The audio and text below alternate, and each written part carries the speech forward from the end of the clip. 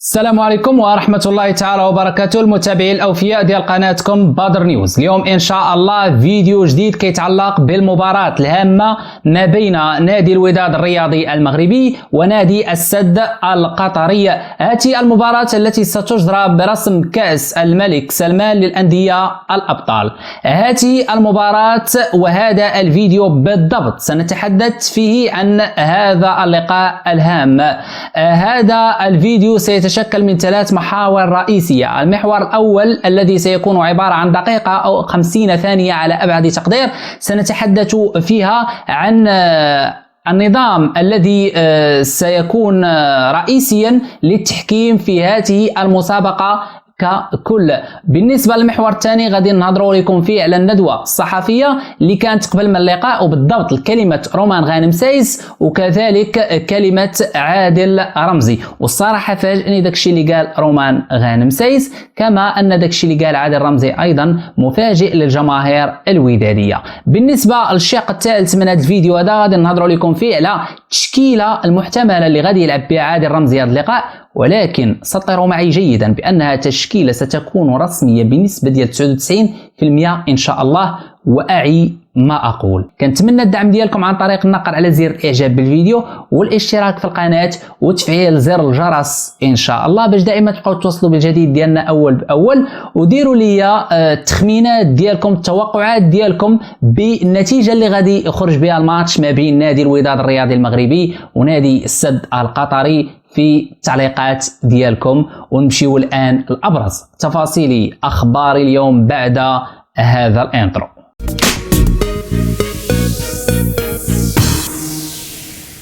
إخوان، بالنسبة للنظام التحكيمي ديال البطولة إن شاء الله كأس الملك سلمان للأندية الأبطال، كيقول رئيس اللجنة المنظمة لهذه البطولة عبد الله الجنيبي بأنهم غادي يعتمدوا أولا على تقنية الفار، ثانيا على تقنية التسلل الآلي، وثالثا على تقنية خط المرمى المسماة بعين الصقر. كنتمناو ان التحكيم يكون نزيه ان شاء الله في هذه البطوله وما يظلموش الانديه المغربيه المشاركه في هذه البطوله، لا نادي الوداد الرياضي المغربي لا نادي الرجاء الرياضي المغربي. حظ موفق للناديين معا. بالنسبه للقنوات الناقله لهذا اللقاء ان شاء الله غتكون قناه SSC حصريا ناقله لجميع المقابلات المتعلقه ببطوله كاس الملك سلمان، اضافه الى منصه شاهد. وحاليا الاخوان غادي نمشيو لاشنو قال رومان غانم سايس في الندوه الصحفيه على فريق الوداد الرياضي المغربي،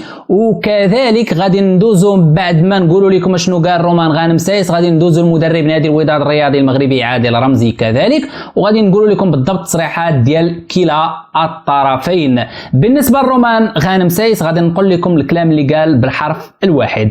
غانم سايس متحدثا عن مواجهه نادي الوداد الرياضي المغربي باعتباره لاعبا جديدا لنادي السد القطري، يقول: أعرف جيدا نادي الوداد وفي اعتقادي هو النادي الأفضل في إفريقيا في الوقت الحالي، فريق بهوية مغربية محضة وبكرة قدم جميلة وخاصة بطاقم تقني جديد. سيكون مثير للاهتمام رؤية الأفكار التي سيطرحها نادي الوداد الرياضي المغربي على رقعة الميدان، يقول رومان غانم سايس. في الشق الاول ديال الكلام ولا التصريح ديال رومان غانم سايس كيبان لنا بانه كيكبر بنادي الوداد الرياضي المغربي، كيكبر بالكره المغربيه وكيكبر بالطاقم التقني الجديد تحت قياده المدرب الشاب اللاعب الدولي السابق عادل رمزي.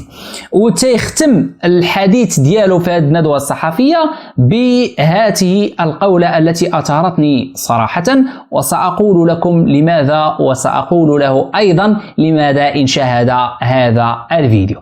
تيقول: أنتظرها مقابلة صعبة. هي بطبيعة الحال غادة تكون مقابلة صعبة يا رومان يا غانم يا سايس. وتيقول بأنه سعيد جدا بهذه المواجهة وبملاقاة بعض زملائي في المنتخب، هذا هو ما أثارني. يا رومان يا غانم يا سايس ستكون سعيدا بلقاء الوداد الرياضي المغربي، وأيضا الجمهور الودادي سيكون سعيدا بلقائك وسيتمنى الانتصار لنادي الوداد الرياضي، كما نتمنى جميعا نحن المغاربة الانتصار لنادي الوداد الرياضي في هذه المقابلة الهامة. بالضبط قلتي بأنك غتكون سعيد بالملاقات ديال الزملاء ديالك، راك غادي تتلاقى غير مع يحيى جبران، أما زميلك الثاني يحيى عطية الله لقد غادر بنادي الوداد الرياضي المغربي وخلاهم في نص ديال الطريق الدارجة المغربية ديالنا، وما صدقش صراحة لأنه لم يجدد العقد ديالو بغرض أن الوداد يستفد منه ماديا، كما سبق وفعلها أشرف داري ابن الدار الكبيرة قبل أن يكون ابن دار الوداد الرياضي المغربي، لأن نادي الوداد الرياضي المغربي أيضا دار كبيرة. حظ موفق لنادي الوداد الرياضي المغربي في المباراة ديالو أمام نادي السد القطري إن شاء الله. وبالنسبة للإخوان الكلام اللي قال عادل رمزي في الندوة الصحفية غادي نقول لكم كالتالي وبالضبط: لاعبو الوداد منحوني إشارات إيجابية وتمنيت هذا الأمر في البطولة العربية. الوداد ليس جاهزا 100%، لكن بعض الأمور التقنية تركت انطباعا جيدا عن المجموعة ككل قبل مواجهة السد القطري. يقول دائما عادل رمزي: كنت أتمنى أن تنطلق المباريات على 4 مساء، مشيرا إلى أن هذا الأمر لن يكون عذرا أمام تقديم مستوى يليق بسمعة الوداد الرياضي المغربي. الوداد سيدخل إلى البطولة العربية قصد تحقيق نتائج إيجابية في المباريات الثلاث والظهور بوجه مشرف. التعاقدات الجديدة تتطلب وقتا من أجل التأقلم، مقياسي هو أن لا أعطي للاعبين الكثير من المعلومات وأحاول الاشتغال معهم كمجموعة. يقول مدرب نادي الوداد الرياضي المغربي عادل رمزي. وتيبان الإخوان بأن من خلال ما قاله عادل رمزي مدرب نادي الوداد الرياضي المغربي في الندوة الصحفية بأنه تيق في المجموعة الودادية، وإن شاء الله فريق الوداد الرياضي المغربي يقدم مقابلة جيدة وكنتمنوا له الانتصار بطبيعة الحال. الآن سنمر للشق الثالث للتشكيلة، ولكن قبل ذلك دعوني أفند بعض الشائعات التي قالت بأن عادل رمزي سيعمل أو سيعول بنسبة كبيرة تفوق 100% على الحارس القادم من مولودية وجدة المهدي مفتاح. أقول لكم بأن هذه الشائعة لا أساس لها من الصحة، نظرا لأن عادل رمزي تلقى تقريرا رسميا من قبل حارس الحراس أو مدرب الحراس بوغرين يخبره فيه بأن الحارس يوسف المطيع تألق جدا لما كان صدا منيعا وحمى علينا الوداد الرياضي المغربي لما قام رضا التاغناوتي أحمد بعملية جراحية إثر إصابته في الركبة في أحد الحصص التدريبية للمنتخب الوطني المغربي. إذن هنا الترتيب لدى عادل رمزي هو كالتالي: الحارس الأول يوسف المطيع الذي سيكون في التشكيلة الرسمية بنسبة 100% غدا إن شاء الله، بعده المهدي مفتاح، وبعدهم الحارس طه مريد. إذا التشكيلة ديال نادي الوداد الرياضي المغربي في مقابلة الغد إن شاء الله: في حراسة المرمى دون منازع الحارس يوسف المطيع. في خط الدفاع في المحور بالضبط غادي يتشكل ما بين أمين أبو الفتح وكذلك آرسن زولا. بالنسبة للجهة اليمنى والجهة اليسرى كاين فيهم واحد إشكال صغير فقط. بالنسبة للجهة اليسرى وأنا كنحبذ أنه يعتمد على أسامة فلوح، لأن إليا شتي مازال منزل حتى شي قرار لحد تسجيل هذا أو تصوير هذا الفيديو. الآن الساعة تشير إلى 4:23 دقيقة، لا زال ليس هناك أي قرار من قبل الطاس حول مشاركة إليا الشتي من عدمها، لأنه موقوف كما سبق وقلت ل4 أشهر. ياك يحيى عطية الله، ياك خليتي الوداد في نص طريق هانيه، ما عليناش بقاوش نهضروا عليك اصلا. المهم كنتمنى انه يدخل باسامه فلوح في الجهه اليسرى، ولكن ولكن وسطروا معي 3 أسطر على ولكن.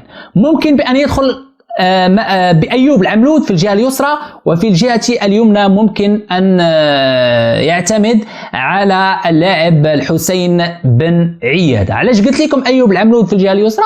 له سوابق في هذه الجهة وقام بدوره كما يجب في العديد من المباريات. لعل أبرز المباريات التي قام فيها بأداء بطولي وهي المباراة أمام ماميلودي سانداونز سنة 2019 لما كان آنذاك المدرب فوزي البنزرتي، ولعب أيوب العملود هناك بجنوب أفريقيا أمام ماميلودي سانداونز كجناح أو كظهير أيسر، وقدم أداء لا بأس به.